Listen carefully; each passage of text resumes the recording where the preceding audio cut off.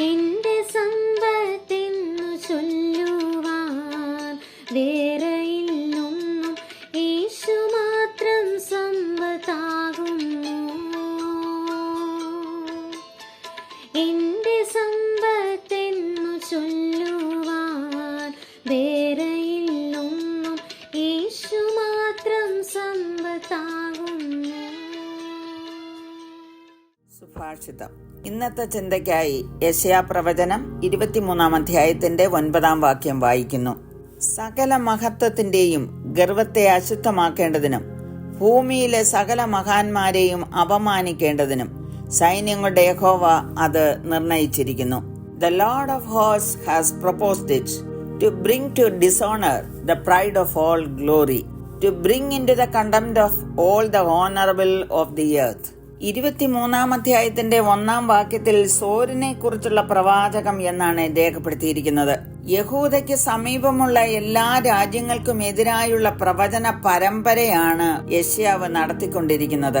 യഹൂദയ്ക്ക് ചുറ്റുമുള്ള ഏത് രാജ്യങ്ങളെ അവലംബിച്ചാലും അവർക്കൊന്നും യഹൂദയെ സംരക്ഷിക്കുവാൻ കഴിയുകയില്ല എന്നുള്ളതാണ് ഈ പ്രവചനങ്ങളിൽ കൂടെ ലക്ഷ്യമാക്കുന്നത്. ഭൂമിയിലെ ആദ്യത്തെ മഹത്തായ രാജ്യങ്ങളിൽ ഒന്നായിരുന്നു സോർ. സമ്പൽ സമൃദ്ധി ആർജിച്ച ഒരു വാണിജ്യ കേന്ദ്രമായിരുന്നു അത്. അതിന്റെ മഹത്തായ വിജയനിമിത്തം അഹങ്കാരവും സ്വയം മഹത്വവും ആർജിച്ച് ദൈവത്തിന് വിരോധമായി പാപം ചെയ്തു. അതിനോട് ബന്ധപ്പെട്ട് വ്യാപാരം ചെയ്തിരുന്ന സീദോനും തർശീശിനും കൽദേർക്കും ഒക്കെ ഭവിച്ച നാശത്തെക്കുറിച്ച് ഇതിൽ രേഖപ്പെടുത്തിയിട്ടുണ്ട്. അവർക്ക് നാശവും ന്യായവിധിയും ഉണ്ടാകാനുള്ള കാരണമാണ് നാം വായിച്ച വാക്യം.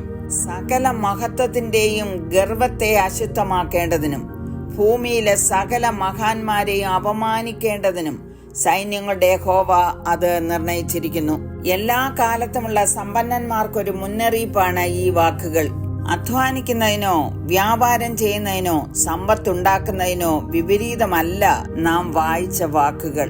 ദൈവം നമുക്ക് ആരോഗ്യവും ബുദ്ധിയും വിവേകവും ഒക്കെ തന്ന് ധാരാളം സമ്പാദിച്ചു കഴിയുമ്പോൾ ദൈവത്തെ മറക്കുകയും തങ്ങളുടെ സമ്പാദ്യം ദൈവത്തിന് വിരോധമായി പ്രവർത്തിക്കേണ്ടതിന് ചെലവിടുകയും ചെയ്യുന്നതാണ് പ്രവാചകൻ ഇവിടെ പറഞ്ഞിരിക്കുന്നത്. തങ്ങളുടെ മഹത്വത്തിൽ അവർ അഹങ്കരിക്കുന്നു. ഈ അഹങ്കാരത്താൽ അവരുടെ സമ്പത്ത് കൊണ്ട് തങ്ങളെ തന്നെയും മറ്റുള്ളവരെയും അശുദ്ധമാക്കി ദൈവത്തിന് വിരോധമായി പ്രവർത്തിക്കുന്നു. അങ്ങനെയുള്ള മഹാന്മാർക്കാണ് അപമാനം ഉണ്ടാകാൻ പോകുന്നത്. ബഹുസമ്പന്നരായ അനേകം കഥാപാത്രങ്ങളെ നമുക്ക് വേദപുസ്തകത്തിൽ കാണുവാൻ കഴിയും. അബ്രഹാം, ഇസഹാക്ക്, ഇയ്യോബ്, ദാവീദ് ഇവരൊക്കെ ഉദാഹരണങ്ങളാണ്. അവർ ദൈവത്തിന് മഹത്വം കൊടുക്കുകയും എപ്പോഴും ദൈവത്തെ ആത്മാർത്ഥമായി ആരാധിക്കുവാനും സ്നേഹിക്കുവാനും നന്ദി പറയുവാനും മറന്നു പോകാത്തവരായിരുന്നു. ദാനിയേൽ പ്രവചനം 4 അധ്യായത്തിൽ മഹാനായിരുന്ന ബാബേൽ രാജാവായ നെബൂഖദ്നേസറിനെ കാണുവാൻ കഴിയും. അദ്ദേഹം രാജമന്ദിരത്തിൽ ഉലാവിക്കൊണ്ടിരിക്കുമ്പോൾ, ഇത് ഞാൻ എന്റെ ധനമഹാത്മ്യത്താൽ എന്റെ പ്രതാപ മഹത്വത്തിനായിട്ട് രാജധാനിയായി പണിത മഹിതയാം ബാബേൽ അല്ലയോ എന്ന് പറഞ്ഞു തുടങ്ങി. അദ്ദേഹത്തിന് സംഭവിച്ചത് അവിടെ എഴുതിയിട്ടുണ്ട്.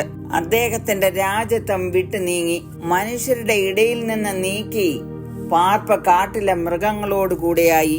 കാളയെപ്പോലെ പുല്ല് തിന്നു, മഞ്ഞുകൊണ്ട് നനഞ്ഞു, സുബോധം നഷ്ടപ്പെട്ടു.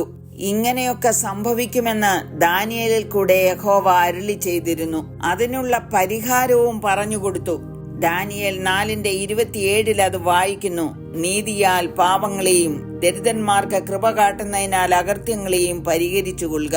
അകൃത്യങ്ങൾ പരിഹരിക്കാൻ മനസ്സില്ലാതെ വന്ന് അഹങ്കാരത്തോടെ ജീവിച്ചതുകൊണ്ട് നെബൂഖദ്നേസറിന് ആ സ്ഥിതി ഉണ്ടായി. ജ്ഞാനിയായ ശലോമോൻ പറയുന്നത്, ദൈവം ധനവും ഐശ്വര്യവും അതനുഭവിച്ച് തന്റെ ഓഹരി ലഭിച്ച് തന്റെ പ്രയത്നത്തിൽ സന്തോഷിപ്പാൻ അധികാരവും കൊടുത്തിരിക്കുന്ന ഏത് മനുഷ്യനും അത് ദൈവത്തിന്റെ ദാനമാകുന്നു.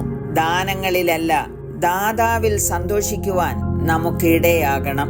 നമുക്ക് സമ്പത്തുണ്ടാക്കുവാൻ ശക്തി തരുന്നത് ദൈവമാണ്. അതിൽ അഹങ്കരിക്കാതെ നമുക്ക് ലഭിക്കുന്ന സമ്പത്ത് ദൈവത്തിന്റെ നാമമഹത്വത്തിനായി ഉപയോഗിക്കുവാനും ദൈവം ഇടയാക്കട്ടെ എന്ന് പ്രാർത്ഥിക്കുന്നു.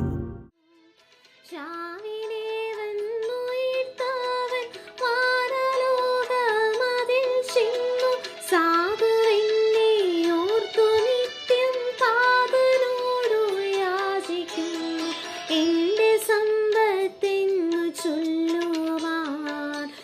വേറെയില്ലൊന്നും യേശു മാത്രം സമ്പത്താകുന്നു.